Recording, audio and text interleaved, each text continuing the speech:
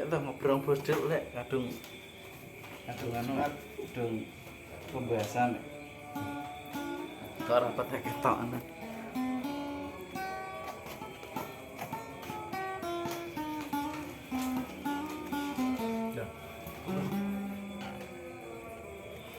Oke sobat Daman, tadi sedikit cerita dari Mas Andi tentang kejadian-kejadian yang tidak masuk di akal. Kejadian kayak pintu bergerak sendiri, terus kendala dari mobil yang tadinya ada kendala waktu balik ke hotel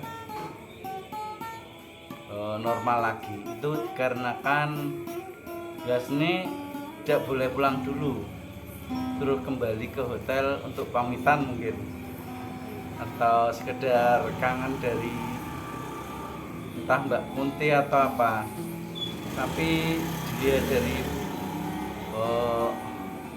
pandangan saya secara goib itu makhluknya orang tua laki-laki, terus ada anak mudanya. Mungkin sosok itu adalah jin yang ngembo-ngembo jadi orang yang meninggal di hotel itu. Sobat Daman, kali ini sudah hadir ada suhu kita, Master of the Black. Ini ada Suhu Supriyono yang juga akan sedikit mengulas tentang goib. Mumpung ini malam Jumat lagi, kita sedikit berbicara tentang goib, berbicara tentang makhluk astral yang keberadaannya ada di sekitar kita, namun dia berada di alam lain. Selamat malam Bapak Supri.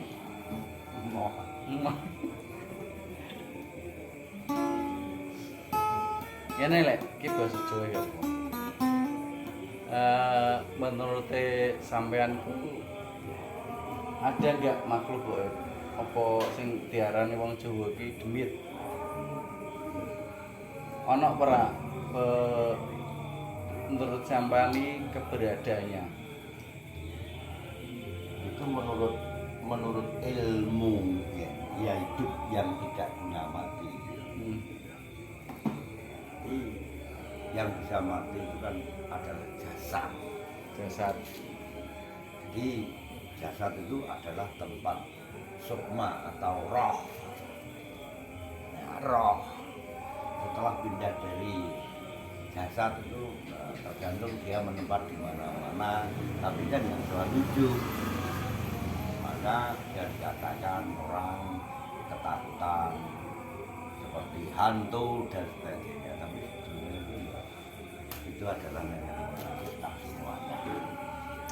Melalui cara bahasa Yunani. Nah aku ngene lek, makhluk goib sepengetahuanku loh ya. Makhluk goib adalah makhluk yang goib sing gak nampak, maksudnya gak bisa didelok dengan mata kepala kasar, yang bisa dilihat dengan batin. Dia pun kadang juga bisa dilihat dengan kasat mata. Itu pun yang mengalami 1001 orang. Bener apa orang? Maksudnya ora sembarangan wong, wah aku roh demit. Aku roh pocongan. Ora sembarangan wong. Jadi hanya ketidaksengajaan dari mungkin dari ketepaan aku roh. Itu tapi yang mengalami itu tidak banyak orang, hanya 1001 orang yang mengalami. Itu bisa terjadi karena ilusi. Dan bisa terjadi karena ada sebagai kakek atau nenek ingin berkunjung dengan cucunya sehingga menampakkan diri. menampakkan. Bisa. Berarti itu keluarga dari si pomone, keluarga dari yang meninggal itu ya.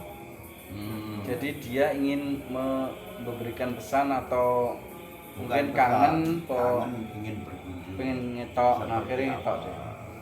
Ngetok. Itu pun yang diketahui karena orang itu sudah perasaannya berlebihan. Kalau orang perasaan itu berlebihan, sehingga menurut kesehatan itu Halusinasi. saraf itu bisa putus. Jadi orang menjerit ketakutan sehingga saraf bisa putus. Sehingga akhirnya bisa memasuki seperti punya indera keenam. Jadi tanpa disadari. Dan itu pun tidak bisa diulangi karena karena dia itu tidak memiliki hal seperti itu. Saya tentang mempelajari pelajaran ilmu gaib itu ya bisa juga gaib itu menampakkan. Jadi sepertinya orang yang di alam sadar ini ingin tahu gaib dan gaib itu ingin tahu orang. Berarti gini ya, kayak contohnya kayak wong sing yang ingin masuk ke alam gaib, itu berarti kan harus punya ilmu yang lebih bisa masuk ke ilmu gaib. Gitu juga dengan jin yang ingin masuk ke alam nyata, itu berarti jinnya kudu sekti kan? Ya, Jinnya kudu sekti. yoga orang kudu ngono. Iya. Karena wi enek alur rasa yang menyentuh, artinya punya naluri yang sama, istilahnya terah keturunan. Jadi terah keturunan ini wong gak perlu mempelajari indera keenam ini sehingga bisa diketahui karo bae apa tawane glibet. Wanu, berarti ngene. Itu Seperti orang mimpi. gawan bayi caranya. Ya.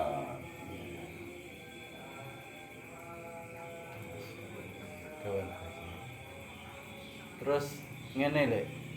Orang yang super ketakutan, punya rasa sing wedi. Itu mungkinkah dia saking wedinya, contohnya ngene. Pulang malam jam 1 lewat di jembatan kulone Mamut kulon. Mergo wedi lewat jam 1 akhirnya muncul halusinasi. Ada sosok soalnya pocongan apa dulu, padahal itu sebenarnya hasil dari halusinasi dia. Ya, perasaan diri. Ya berarti makhluk yang dikatakan makhluk gaib muncul itu satu tercipta dari halusinasinya, kedua emang benar itu makhluk gaib yang sengaja menampakkan diri sehingga orang bisa melihat. Kadang juga makhluk gaib itu adalah keluarga dari orang tersebut yang ingin menampakkan berkunjung kangen karo anake mbok butune. Nah terus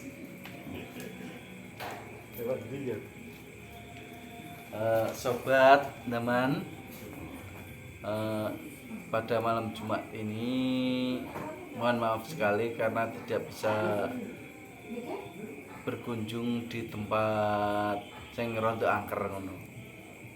Tapi saya janji untuk malam Jumat selanjutnya atau malam yang lainnya nanti kita coba mencoba mengekspos di tempat-tempat yang dikatakan di situ angker. Mungkinkah di situ kita bisa melihat penampakan atau mungkin munculnya suatu makhluk astral yang ingin bereksistensi di channelnya Daman Subargo Channel.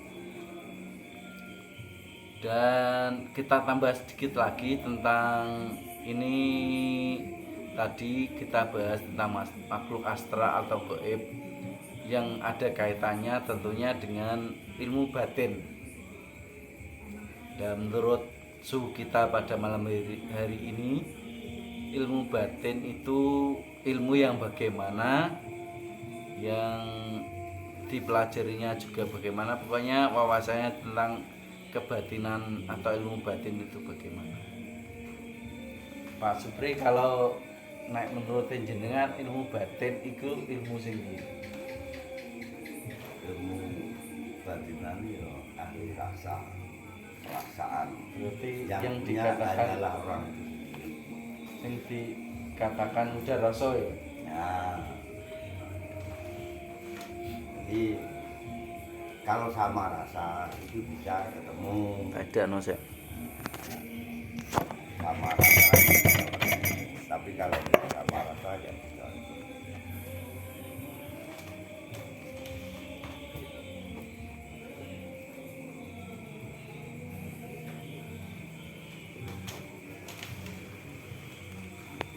Nah, ilmu batinan atau ilmu rasa kuwi nang Jawa iki wakeh ya, Dik? Nang Jawa iki wakeh. Kaya ilmu kejawen, ilmu yo Islam pun ada ilmu rasa, banyak sekali. Tergantung bagaimana kita melajari, menyikapi, dan tentunya bagaimana dengan gurunya. Nak marahi ajaran ini. Jadi yo paling tidak yang dikatakan kebatinan ini punya keyakinan, dan keyakinan itu harus bisa membedakan antara keyakinan dan kepercayaan. Kalau kepercayaan itu bisa dibuat siapa saja, maksudnya bisa dipakai siapa saja. Tapi kalau keyakinan itu tumbuh dengan dirinya sendiri, Dari dalam diri. Jadi mengapa kok sampainya ada ini itu nggak ada, artinya pelajaran sehingga diulang. Jadi ini pelajaran, dan setelah dipelajari benar-benar seperti itu nggak bisa, karena itu keyakinan. Nah, kepercayaan bisa ditiru oleh siapapun, tapi kalau keyakinan itu tumbuh dengan dirinya, dengan niat ikhlas, niat suci, sehingga ketemu Sang Maha Suci. Kalau ketemu Sang Maha Suci, akhirnya dia bisa menemui. Contoh, kita di dalam organ tubuh kita itu ada kehidupan yang dikatakan geblat papat limo pancer. Yang limo pancer itu adalah sebetulnya kekuatan rasa dan perasaan. Kuwi ya sing diaran dulur papat lima pancer. Ya, dulu kita papat limo pancer. Nah, artinya di situ kalau disalurkan dari kepercayaan itu hanya sebatas kata Supiah, Alamah, Amarah, Mutmainah. Tapi bukti kenyataannya itu yang mengetahui adalah dirinya sendiri. Tapi itu sebetulnya kalau dinyatakan itu ya nyata. Kalau diyakini itu ada, ya ada. Semuanya pun mengakui adanya itu. Jadi wong kuwi dia itu hanyalah menikmati adanya angin keluar masuk sehingga menghidupi awak diri. Tapi terus dicari sedalam-dalamnya, sehingga di situ ada kerajaan angin. Kerajaan angin itu ya menyerupai dengan dirinya itu sendiri, yang dikatakan namanya Supiah. Maka di situ manusia ya tersentuh. Sebetulnya kan angin tidak kelihatan, tapi kan bisa dirasakan. Artinya kita itu nggak ada apa-apa, lewat-lewat tahu-tahu ada aroma yang aneh. Nah itu kan Sang Maha Suci itu bersentuhan dengan keanehan yang lain, itu maksudnya bersentuhan. Terus ada berkunjung karena itu orang datang, yang didatangi itu tidak tahu, sehingga dia mengetuk pintu, ludak, artinya mengatakan aku ada di sini. Berarti tapi bagi orang yang tidak tanggap, dia tidak diperhatikan kan. Berarti ini seperti halnya yang diceritakan Andi tadi, katanya pintunya buka nutup sendiri, terus ada orang lewat, terus di belakang semuanya ada orang. Berarti itu ya emang itu suatu eksistensi dari makhluk yang ada di situ. Dia ingin menunjukkan bahwa Aku ada di sini. aku loh neng kene. Tapi dia ya nggak akan menyerang atau menyakiti dengan makhluk kasar. Jadi itu ada yang dikatakan halus gaib itu, dia itu hanya berkunjung dan memberi tanda-tanda, tapi dia tidak menyakiti.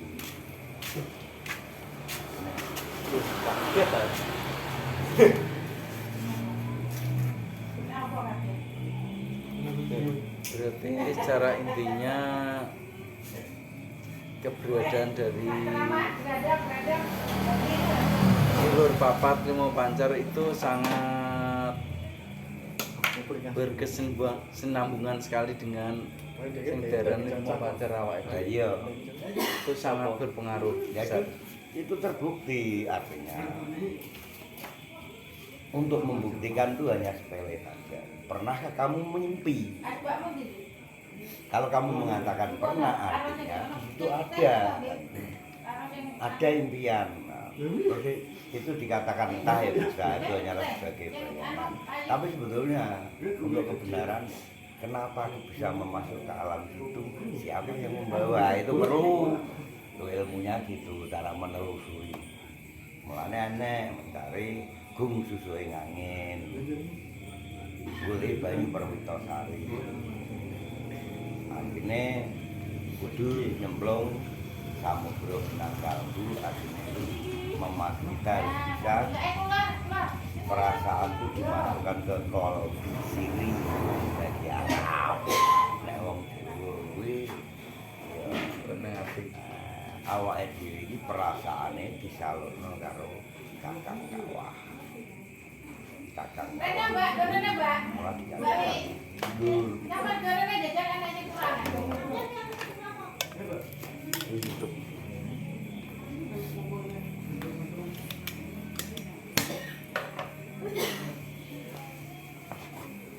Sik sobat teman, tak ngerokok sik.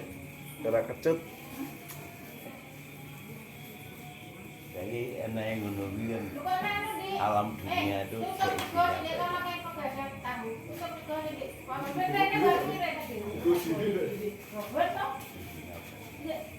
karena banyaknya pengaruh isi dunia, sehingga itu tidak mau berkunjung atau membuktikan dunia gaib. Dunia gaib, dunia halus, bicaranya ya halus, tidak dapat didengar oleh orang lain. Yang bisa bicara hanyalah orang tertentu dengan urusannya itu sendiri. Dengan ilmu rasa tadi. Ya, Iya, Pak. Sik, bentar. Iki menurut sampean di Belongjo itu kan banyak sekali tempat-tempat yang dijadikan kumpul para makhluk-makhluk tersebut. Kena menurut sampean ki yang Belongjo yang paling banyak untuk tempat kumpul makhluk tersebut kira-kira di mana? di mana tempat itu ada makhluk. Di sini pun kalau kamu mau bermeditasi nanti akan ketemu makhluk-makhluk gaib yang di sekitar kita banyak. Karena itu kalau kita sudah mengatakan jin syaitan punya hidup tidak punya mati.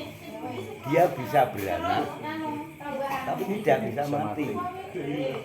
Dia punya kepemilikan rasa sakit tapi dia tidak bisa mati. Artinya jadi menurut nenek moyang kita dari Mbah Adam sampai sekarang, beberapa orang yang di seisi dunia ini, kalau diturunkan dia kok gak penuh.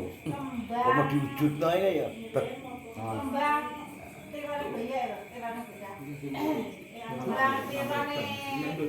Berarti keberadaan makhluk astral itu Di mana-mana sebenarnya tempat. di mana-mana dan kadang mungkin jadi satu sama kita, cuman dia berada di alam gaib, kita berada di alam nyata.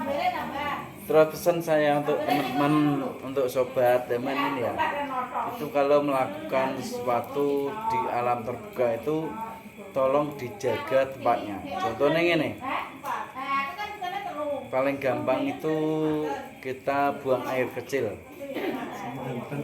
Kita buang air kecil, wes kok woblet ya lah. Terus kita ngawur nang ngisor wit.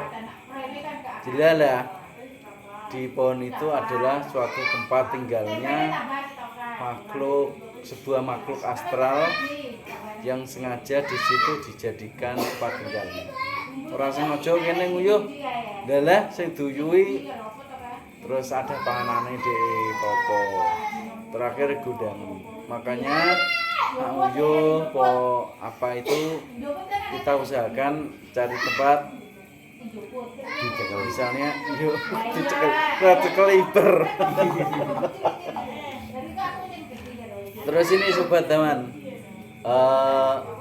kita di lain episode akan mencoba menghadirkan yang katanya orang Jawa atau orang Jawen itu kita rogo sukmo. Rogo sukmo itu karo menurut zamane apa ya? Angklek Darmo. Nang ngarani wong 10 Jati itu munggah nang ngarani wong Sabta Darmo kuwi sing apa? Dagep tur madhep ngalor. Kuwi apa jenenge pokoke intinya rogo sukmo kita akan mempelajari itu di lain episode. Juga kita praktekkan itu bagaimana perjalanan kita di alam gaib, apa saja yang kita temui dan apa saja yang kita lakukan dan kita lihat apa saja di situ.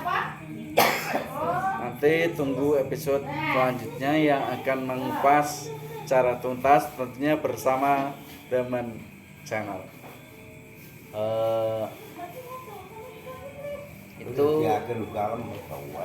Itu sedikit cerita tentang makhluk gaib, makhluk astral bersama narasumber kita ada Suhu Supriyono, masternya of master Balongrejo, dan tadi juga hadir yang punya warung desa Mas Andi, Mas Ambut. Besok ya. Tentunya dengan mengupas segala tentang mistis, sosial dan budaya. Ada mistis, nanti juga kita mengupas tentang sosial dan juga kita mengupas tentang budaya orang Jawa, budaya Balongrejo, budaya Nganjuk, Jawa Timur, atau mungkin bahkan budaya Indonesia akan kita kupas secara tuntas dan secara jelas bersama Daman Channel. Oke, kali ini sampai di sini dulu perjumpaan kita teman-teman. Terima kasih karena sudah menonton channel saya. Jangan lupa subscribe, like, dan komen channel Daman Subargo Channel yang mengupas tentang mistis, sosial, dan budaya. Oke, terima kasih. Rayu, rayu, rayu.